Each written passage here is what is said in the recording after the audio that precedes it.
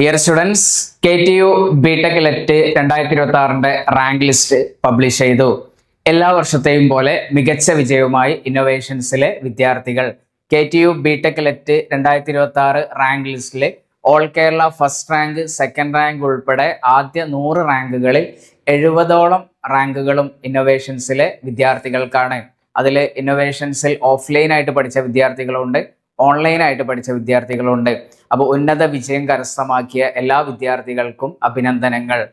നിങ്ങളെല്ലാവരും നിങ്ങളെ rank check ചെയ്തിട്ടുണ്ടാവും. ഇനി നിങ്ങൾക്ക് വരുന്ന ഡൗട്ടാണ്, എൻ്റെ ഈ ഒരു റാങ്ക് വെച്ചിട്ട് എനിക്ക് ഏത് കോളേജിലാണ് അഡ്മിഷൻ കിട്ടുക എന്നുള്ളത്.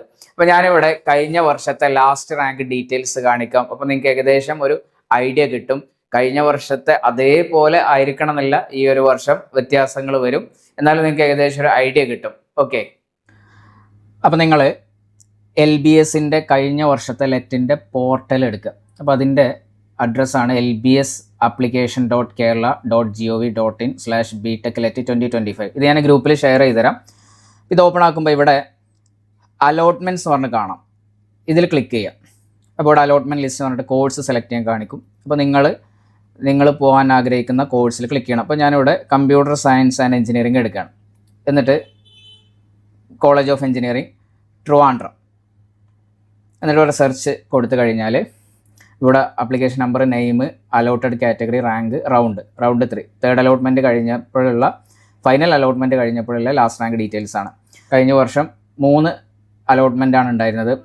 അപ്പോൾ ഇവിടെ സ്റ്റേറ്റ് മെറിറ്റിൽ ആദ്യം പോയിട്ടുള്ളത് 4th റാങ്ക്, പിന്നെ 5th, പിന്നെ 8th, പിന്നെ 17th, പിന്നെ 25. 25 റാങ്ക് വരെ CETയിൽ കമ്പ്യൂട്ടർ സയൻസിൽ ജനറൽ സ്റ്റേറ്റ് മെറിറ്റിൽ പോയിട്ടുണ്ട്. അപ്പോൾ ഇവിടെ ഈ വർഷം വരുമ്പോൾ ഇങ്ങനെ തന്നെ ആവില്ല, വ്യത്യാസം വരും. ഇപ്പോൾ കഴിഞ്ഞ പ്രാവശ്യത്തെ 4th റാങ്ക് കമ്പ്യൂട്ടർ സയൻസ് ആണ്, ഫസ്റ്റ് റാങ്കും സെക്കൻഡ് റാങ്കും ഒക്കെ മെക്കാനിക്കലാണ്. പക്ഷേ ഈ വർഷത്തെ ഫസ്റ്റ് റാങ്കും സെക്കൻഡ് റാങ്കും കമ്പ്യൂട്ടർ സയൻസിലെ സ്റ്റുഡൻസ് ആണ്. അപ്പോൾ അതിനനുസരിച്ചുള്ള വേരിയേഷൻ വരും. അപ്പോൾ അതും കൂടെ മനസ്സിലാക്കിയിട്ട് വേണം ഇത് നോക്കാൻ. ഇനി ഇവിടെ MU, EZ, EWS കാറ്റഗറിയിലൊക്കെ പോയ ലാസ്റ്റ് റാങ്കുകൾ നിങ്ങൾക്ക് കാണാം. ഇപ്പോൾ EZലാണെങ്കിൽ 27, EWS 47, MU ആണെങ്കിൽ 26, LC 91, BH 148, SC 463, SD 891. അപ്പോൾ ഇങ്ങനെ നിങ്ങൾക്ക് ഈ ഒരു ലിങ്കിൽ കയറി നോക്കിക്കഴിഞ്ഞാൽ എല്ലാ ബ്രാഞ്ചിലും എല്ലാ കോളേജിലും ലാസ്റ്റ് റാങ്ക് എടുത്ത ഡീറ്റെയിൽസ് കിട്ടും. ഞാൻ ഒന്നും കൂടെ നമുക്ക് നോക്കാം. Electronics and communication.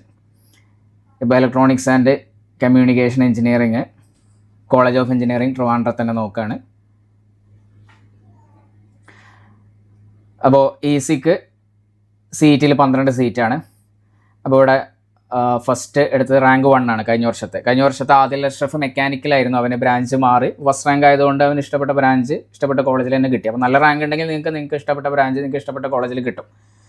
ഇവിടെ സെക്കൻഡ് എടുത്തത് 6th റാങ്കുകാരനാണ്, പിന്നെ 7th റാങ്ക്, 11th റാങ്ക്. അപ്പോൾ ഇങ്ങനെ നിങ്ങൾക്ക് കാണാം. അപ്പോൾ നിങ്ങളിത് ചെക്ക് ചെയ്താൽ മതി. നിങ്ങൾ പോകാൻ ആഗ്രഹിക്കുന്ന കോളേജ്, നിങ്ങൾക്ക് ഇഷ്ടപ്പെട്ട ബ്രാഞ്ച് നോക്കിയിട്ട് നിങ്ങൾ ചെക്ക് ചെയ്യുക. അപ്പോൾ ഏകദേശം നിങ്ങൾക്കൊരു ഐഡിയ കിട്ടും നിങ്ങളെ റാങ്ക് വെച്ചിട്ട് ഏത് കോളേജിലാണ് വരിക എന്നുള്ളത്. ഇതന്നെ എക്സാക്ട്ലി ആവില്ല. ഞാൻ ഓൾറെഡി എക്സാമ്പിളായിട്ട് പറഞ്ഞു. ആദ്യത്തെ 10, 100 എടുത്തു കഴിഞ്ഞാൽ അതിൽ കഴിഞ്ഞ വർഷം വന്ന ബ്രാഞ്ചുകാരുടെ എണ്ണവും ഈ വർഷത്തെ ബ്രാഞ്ചുകാരുടെ എണ്ണം വ്യത്യാസമുണ്ട്. അപ്പോൾ കഴിഞ്ഞ വർഷത്തെ ഫസ്റ്റ് റാങ്കും സെക്കൻഡ് റാങ്കും മെക്കാനിക്കലാണ്, ഇപ്രാവശ്യത്തെ ഫസ്റ്റ് റാങ്കും സെക്കൻഡ് റാങ്കും കമ്പ്യൂട്ടർ സയൻസ് ആണ്. അപ്പോൾ അതേപോലെ ആദ്യത്തെ 10 കഴിഞ്ഞ വർഷത്തെ എന്നെക്കാളും കൂടുതൽ കമ്പ്യൂട്ടർ സയൻസ് ഈ വർഷമുണ്ട്. അപ്പോൾ അങ്ങനെയുള്ള വ്യത്യാസങ്ങൾ വരും. ഓക്കെ, അപ്പോൾ ഇതെല്ലാം കൂടെ മനസ്സിലാക്കിയിട്ട് നിങ്ങൾ എന്ത് ചെയ്യുക, ഇതൊന്ന് ചെക്ക് ചെയ്യുക. ഓക്കെ, ഇനി നമുക്ക് ഇത് കഴിഞ്ഞിട്ട് ഓപ്ഷൻ രജിസ്ട്രേഷൻ ആണ് വരുന്നത്.